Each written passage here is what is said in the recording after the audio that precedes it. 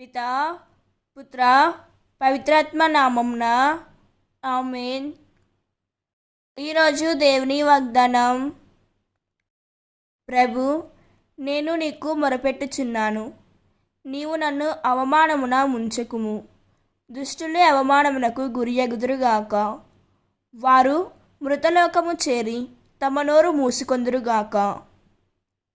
కీర్తన 31వ అధ్యాయం 17వ వచనం. ఈ వాక్యం మనకు ఏం చెబుతున్నదంటే, మనుషులు అవమానించినా దేవుడు అవమానించడు. దేవునిపై ఆశ పెట్టుకున్నవారు ఎప్పటికీ అవమానింపబడరు. దుష్టుల మాటలు గట్టిగా ఉన్నా అవి నిలవవు. చివరికి దేవుని న్యాయమే మాట్లాడుతుంది.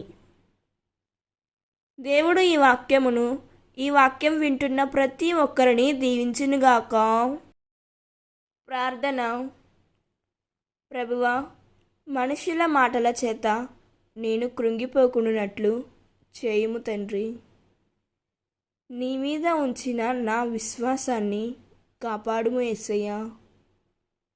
నన్ను అవమానమున ముంచెకు ప్రభువా.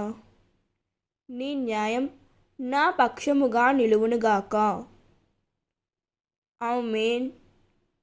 God bless you.